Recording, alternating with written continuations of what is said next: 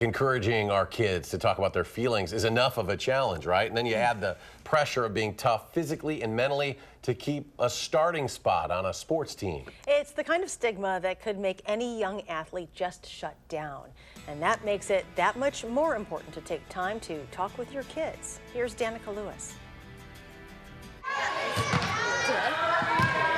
Knees and concussions. They're the worst case scenarios that run through a mom's brain. Well, I don't want him to get hit in the face. As her son runs around on AstroTurf. They have a lot of energy and a lot of drive, so they just kind of go for it, whereas I'm the mom thinking, don't run into that big kid. Erica Stewart's son, Butter. His name is William, but he goes by Butter, like a stick of butter. Okay, anyway, number 9 is 11 years old, which makes 6 seasons on the sidelines. Knocking on wood, he's been pretty lucky. I've seen a couple of kids have to leave with their parents or via ambulance, you know. Rare, but it's happened. But they all want to play in the World Cup.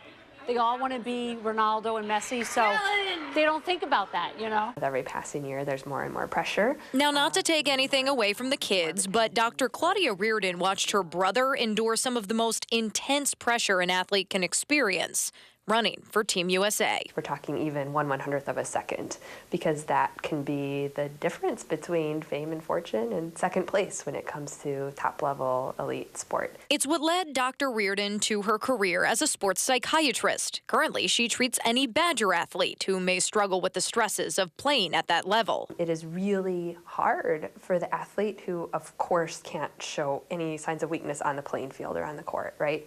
To then leave the field, leave the court, and be able to admit to themselves, you know, I'm not feeling really good. So even for the younger athletes she helps, Dr. Reardon changes the language around mental health struggles. For her, they're injuries. We need to figure out what kind of treatments we need to give you for this injury. When is the injury sufficiently rehabbed that it's safe for you to fully participate in sport again? Even those physical injuries, the ones constantly on Erica's mind, those can lead to other challenges off the field. You get a concussion, suddenly you're pulled from play, and you might worry about, you know, your spot being taken on the team, all sorts of factors. So not just necessarily the underlying biology of the concussion, but that's definitely a risk factor for depression too. Okay, we know getting a 5th grade boy to talk about how he's feeling Does he have feelings? is unlikely. I have 2 older girls, and it's not a problem.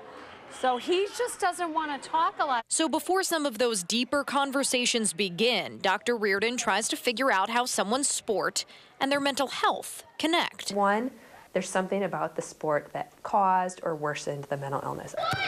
2, it could be that the sport and the mental illness have nothing to do with each other. The third possibility, Dr. Reardon says, is that all of the moving, the teamwork, the focus is a way to cope with mental health challenges. Exercise is a powerful antidepressant, anti-anxiety intervention. Good try, guys. Then there's what we yell during the game and say after. Whatever our favorite player hears does have an impact. I loved watching you play today, which says nothing about, I loved watching you play because you did a good job, and therefore the implication is if you don't do a good job, I don't love watching you play as much.